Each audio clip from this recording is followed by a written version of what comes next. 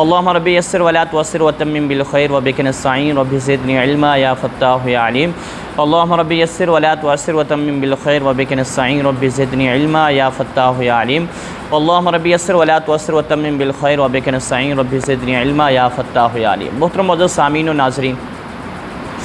اللہ تبارک و تعالیٰ کی عطا کردہ توفیق سے ہم ایک دفعہ دوبارہ اپنے اسی سلسلہ سوال و جواب کے ساتھ آپ کی خدمت میں حاضر ہیں۔ اللہ رب العالمین ہمارا مل بیٹھنا اور علم دین حاصل کرنا، ہماری غرض جو ہے وہ علم دین حاصل کرتے ہوئے اس پر عمل کرنے کی سعی کرنا ہے۔ اللہ تبارک و تعالیٰ ہمارے لیے علم دین کے حصول کے بھی راستے آسان فرمائے اور عمل کے راستے بھی اللہ تبارک و تعالیٰ ہم سب کے لیے آسان فرمائے۔ سلسلہ ہمارا یہی ہوتا ہے کہ اس میں جو آپ کے سوالات ہوتے ہیں ہفتہ وار ہمیں ملتے ہیں نمازی بھائیوں کی طرف سے، ان کو انفرادی جواب دینے کے بعد ہم یہ پھر اتوار والے دن اپنا یہ سلسلہ کرتے ہیں تاکہ باقی لوگوں تک بھی ان سوالات کے جوابات پہنچ جائیں اور وہ بھی عمل کریں اور ہمارے لیے سامان بخشش بن سکے۔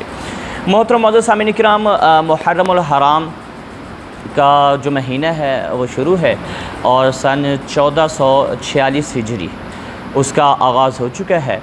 تو معزز سامعین کرام، محرم الحرام کے حوالے سے سوال یہ ہے کہ جو محرم الحرام کا عاشوراء کا روزہ ہے یا اس مہینے میں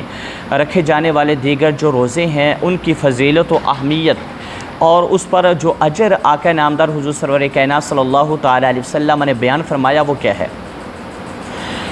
تو عرض یہ ہے کہ حدیث پاک ہے، آقا نامدار حضور سرور کائنات صلی اللہ تعالیٰ علیہ وسلم نے محرم الحرام کے مہینے میں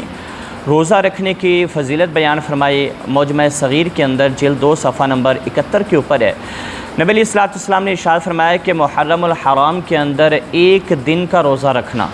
کسی بندے نے ایک دن کا روزہ رکھا تو وہ ایک دن کا روزہ ایک مہینے کے برابر ہوگا۔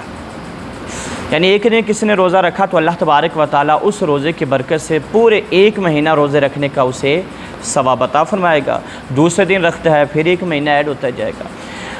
اور یہ کسی بھی دن روزہ رکھے اس کی فضیلت ہے۔ عاشوراء کے روزہ کے حوالے سے، یعنی کہ جو 10 محرم الحرام کا روزہ ہے اس کی بھی بہت بڑی فضیلت ہے۔ بخاری شریف کے حدیث پاک ہے، نبی کریم علیہ السلام نے جو عاشوراء کا روزہ تھا نا وہ خود بھی رکھا اور صحابہ کرام علیہم رضوان کو رکھنے کی حضور نے تلقین بھی فرمائے، حکم بھی ارشاد فرمایا۔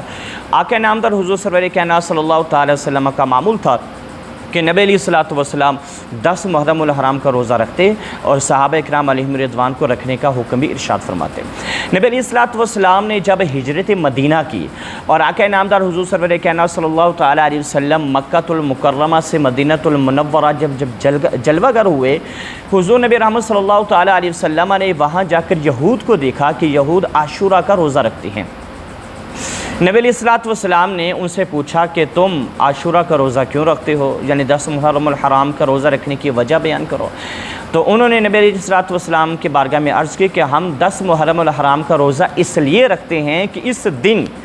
اللہ رب العالمین نے جناب حضرت موسیٰ علیہ نبینا علیہ السلام پر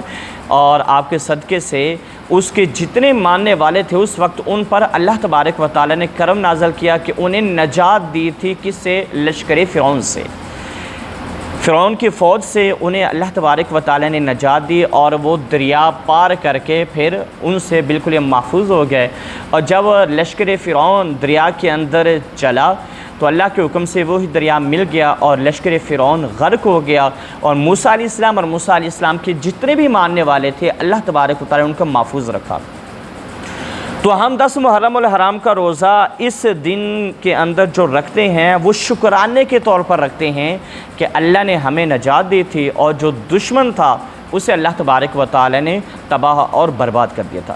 آقا نامدار حضور سرور کائنات صلی اللہ تعالی علیہ وسلم نے جب یہ سنا، نبی علیہ السلام نے فرمایا کہ ہم موسیٰ علیہ السلام کے تم سے زیادہ قریب ہیں۔ حضور نے انہیں فرمایا کہ ہم موسیٰ علیہ السلام کے ماننے والی تم سے زیادہ ہیں۔ نبی علیہ السلام نے بھی روزہ رکھا۔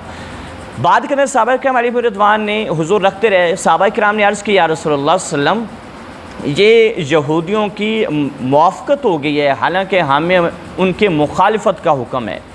نبی علیہ السلام نے پھر آخر کے اندر ارشاد فرمایا تھا، حضور نے فرمایا کہ آئندہ سال اگر میں رہا، یعنی میں تمہارے اندر ظاہری طور پر موجود رہا، تو میں 9 کا بھی روزہ رکھوں گا۔ یعنی 9 اور 10 کا۔ اب حکم یہ ہے کہ جو بندہ بھی محرم الحرام کے روزہ رکھنا چاہے تو وہ 10 محرم الحرام کے روزے کے ساتھ ایک اور دن کا اضافہ کر لے، یا تو وہ 9 محرم الحرام کا بھی ساتھ ملا لے، یا 9 کا نہیں 10 اور 11 محرم الحرام کا روزہ رکھ لے، تو فضیلت حضور علیہ السلام نے جو بیان فرمائی وہ بھی سماعت فرما لیں۔ حضرت ابو قتادہ اس کے راوی ہیں اور فرماتے ہیں آقا نامدار حضور سرور کائنات صلی اللہ تعالیٰ علیہ وسلم نے ارشاد فرمایا، مسلم شریف کے حدیث پاک کے حدیث نمبر ہے 2746، حضور نے فرمایا کہ جس بندے نے عاشورہ کا روزہ رکھا تو اللہ تبارک و تعالیٰ اس بندے کے 1 سال کے گناہوں کو معاف فرما دے گا۔ 1 سال کے گناہ ہوں گے، یہ حضور فرما رہے ہیں، نبی علیہ الصلوۃ والسلام کا فرمان ہے۔ نبی علیہ الصلوۃ والسلام نے جب فرما دیا تو کیا ہے بات بالکل ہمیں تو کوئی شک ہی نہیں اس کے اندر، تو ہم نے تو لا الہ الا اللہ محمد رسول اللہ کلمہ پڑھا، اور آقا نامدار کا فرمان ہمارے سر آنکھوں پر، اور ہمارا ایمان بھی ہے کہ نبی علیہ الصلوۃ والسلام نے جب فرما دیا تو اللہ سالوں کے گناہ کیا کر دے گا جی، 1 سال کے گناہ اس کا کفارہ بنا دے گا۔ تو یہ فضیلت ہے 10 محرم الحرام کے روزہ رکھنے کی، تو 9، 10 یا 10 اور 11 کا روزہ محرم الحرام کا رکھا جائے، اللہ ہمیں رکھنے کی توفیق نصیب فرمائے۔ واللہ عالم و رسولہ عالم، صلی اللہ تعالیٰ علیہ وسلم۔